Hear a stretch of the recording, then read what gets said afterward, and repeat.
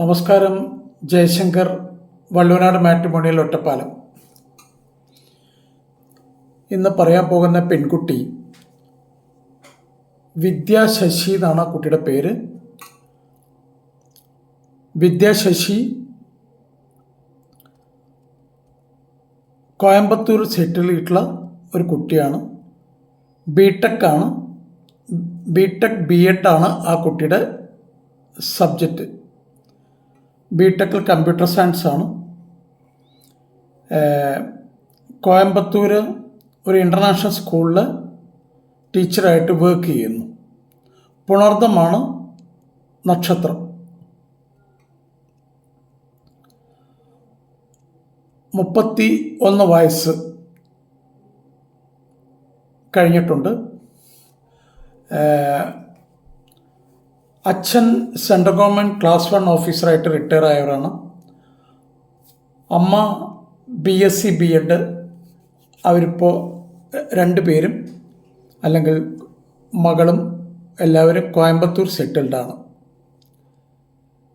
നല്ല ഒരു excellent family എന്ന് വേണമെങ്കിൽ നമുക്ക് പറയാം. കാര്യം ഞാൻ ആ കുട്ടിയുടെ അച്ഛനുമായിട്ട് നിരന്തരം ഫോണിൽ കൂടെയും എൻ്റെ ഓഫീസിൽ 2-3 വട്ടം വന്നിട്ടുണ്ട്. പാലക്കാട് ഓഫീസിലും ഒക്കെ ഇടയ്ക്കിടയ്ക്ക് വരും. കാരണം അദ്ദേഹത്തിൻ്റെ നാട് തേങ്കുറിശ്ശി എന്ന് പറയും, പാലക്കാട് തേങ്കുറിശ്ശി എന്ന് പറഞ്ഞ സ്ഥലമാണ്. അപ്പോൾ അദ്ദേഹം അത് കൂടെ പോകുമ്പോഴൊക്കെ അവിടെ കയറും, കുറച്ച് വർത്തമാനമൊക്കെ പറഞ്ഞിട്ട് പോവും. അപ്പോൾ മകളുടെ വിവാഹം എത്രയും പെട്ടെന്ന് നടക്കണം, അതിനു വേണ്ടി അദ്ദേഹം കാര്യമായിട്ട് ശ്രമിക്കുകയാണ്. അപ്പോൾ 2025 നടക്കണം എന്നുള്ളൊരു വാശി തന്നെയാണ് ഇപ്പോൾ. അപ്പോൾ ആർക്കെങ്കിലും താല്പര്യമുണ്ടെങ്കിൽ തീർച്ചയായിട്ടും ആ ഏജിനോട് സ്യൂട്ടബിളാവുന്ന പാരൻസ്, ആൺകുട്ടികളുടെ പാരൻസ് തീർച്ചയായിട്ടും കോൺടാക്റ്റ് ചെയ്യാം. നല്ല കുട്ടിയാണ്. ഞാൻ കണ്ടിട്ടില്ല, ഞാൻ ഫോട്ടോ കണ്ടിട്ടുണ്ട്. അച്ഛനെ ഞാൻ കണ്ടിട്ടുണ്ട്, 2-3 വട്ടം ഞാൻ കണ്ടിട്ടുണ്ട്. നല്ല ഒരു ജെൻറ്റിൽമാൻ എന്നൊക്കെ നമ്മൾ പറയില്ലേ, തറവാടി, പാലക്കാടൻ ഭാഷയിൽ പറഞ്ഞാൽ തറവാടി. അപ്പോൾ അങ്ങനെ ഒരു നല്ലൊരു ഫാമിലിയാണ് വിദ്യാ ശശിയുടെ ഫാമിലി. ഒരിക്കൽ കൂടെ ഞാൻ വിദ്യാ ശശിയെക്കുറിച്ച് പറയാം. 31 വയസ്സാണ് വിദ്യാ ശശി. പുണർദം നക്ഷത്രം. BSc BEd. അമ്മയുടെ ക്വാളിഫിക്കേഷനാണ് BSc BEd. അച്ഛൻ സെൻട്രൽ ഗവൺമെൻറ് ഉദ്യോഗസ്ഥനായിരുന്നു, അവിടെ നിന്ന് റിട്ടയറായി ക്ലാസ് 1 ഓഫീസറായിരുന്നു. ഈ പെൺകുട്ടിയുടെ ക്വാളിഫിക്കേഷൻ ബിടെക് BEd ആണ്. അവർ കോയമ്പത്തൂരിലെ ഒരു റെപ്യൂട്ടഡ് സ്കൂളിൻ്റെ അധ്യാപികയായിട്ട് വർക്ക് ചെയ്യുകയാണ്. ബിടെക് കമ്പ്യൂട്ടർ സയൻസ് ആണ് ആ കുട്ടിയുടെ സബ്ജക്റ്റ്. അപ്പോൾ ആർക്കെങ്കിലും താല്പര്യമുണ്ടെങ്കിൽ തീർച്ചയായിട്ടും കോണ്ടാക്ട് ചെയ്യണം. ആ കുട്ടി റീലൊക്കേറ്റ് ചെയ്യാനൊക്കെ വളരെയധികം റെഡിയാണ്. നല്ല ഒരു സ്യൂട്ടബിൾ കേസ് വന്നു കഴിഞ്ഞാൽ ഏത് ലൊക്കേഷനിലേക്ക് പോകാനും ആ കുട്ടിക്ക് മടിയൊന്നുമില്ല. അപ്പോൾ ആർക്കെങ്കിലും താല്പര്യമുണ്ടെങ്കിൽ തീർച്ചയായിട്ടും വള്ളുവനാട് മാട്രിമോണിയൽ ആയിട്ട് ബന്ധപ്പെടുക. രജിസ്റ്റർ ചെയ്യാത്തവർ രജിസ്റ്റർ ചെയ്യുക. രജിസ്റ്റർ ചെയ്ത് റിന്യൂ ചെയ്യാത്തവർ റിന്യൂ ചെയ്യുക. എന്നിട്ട് എനിക്ക് വാട്സപ്പ് ചെയ്ത് കഴിഞ്ഞാൽ ഞാൻ ഡീറ്റെയിലുകൾ എടുത്തയച്ചു തരുന്നതാണ്. എല്ലാ വീഡിയോകളിലും പറയുന്ന പോലെ തന്നെ ഈ വീഡിയോയിലും 1-2 കാര്യങ്ങൾ പറയാൻ. വിവാഹത്തിന് ഏതെങ്കിലും മാട്രിമോണിയൽ സൈറ്റുകളിൽ രജിസ്റ്റർ ചെയ്തതുകൊണ്ട് നമ്മളുടെ എല്ലാ കാര്യങ്ങളും ആയി എന്ന് വിചാരിക്കരുത്. രക്ഷിതാക്കൾ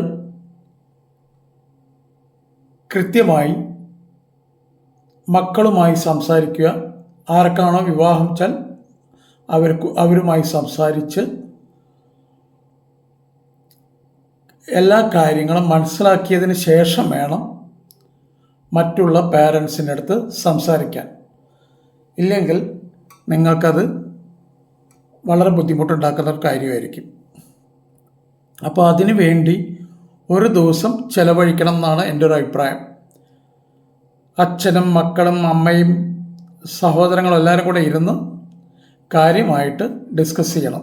എന്താണ് ഡിസ്കസ് ചെയ്യേണ്ടതെന്ന് പറഞ്ഞു കഴിഞ്ഞാൽ, പെൺകുട്ടിയായാലും ആൺകുട്ടിയായാലും അവർക്കൊക്കെ കുറേ റിക്വയർമെൻറ്റ്സ് അല്ലെങ്കിൽ അവർക്കൊക്കെ ചില ചില ആഗ്രഹങ്ങളുമൊക്കെ ഉണ്ടാവും. ഇപ്പോൾ ബാംഗ്ലൂർ ജോലി ചെയ്യുന്ന ഒരു കുട്ടിയാണെങ്കിൽ സ്വാഭാവികമായിട്ട് ആ കുട്ടി പറയും, എനിക്ക് ബാംഗ്ലൂർ കിട്ടിയാൽ നന്നായിരുന്നു.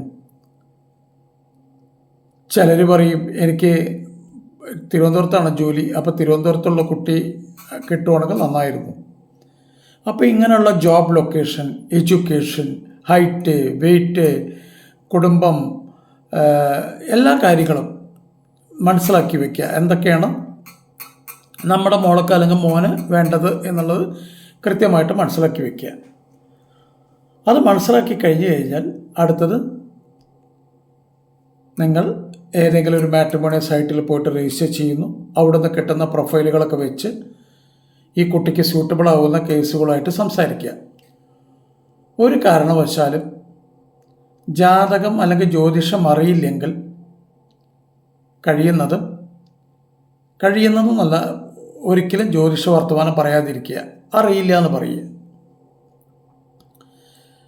നോക്കാൻ താല്പര്യമില്ലാത്ത ആൾക്കാരാണെങ്കിൽ അപ്പോഴും പറയുക, ഞങ്ങൾക്ക് നോക്കണം, പക്ഷേ ഞങ്ങളുടെ പണിക്കൊരു സ്ഥലത്തില്ല, നിങ്ങൾ നോക്കിയിട്ട് പറഞ്ഞോളൂ, എന്തെങ്കിലും ഒരു എക്സ്ക്യൂസ് പറയുക. ഒരു കാരണവശാലും നമുക്ക് ജാതകം നിർബന്ധമല്ല എന്ന് എല്ലാവരും അറിയിപ്പിക്കേണ്ട കാര്യമില്ല. അപ്പോൾ അതെല്ലാം കൃത്യമായിട്ട് മനസ്സിലാക്കിയിട്ട് കാര്യങ്ങൾ മുന്നോട്ട് കൊണ്ടുപോവുക. സ്ഥിരമായി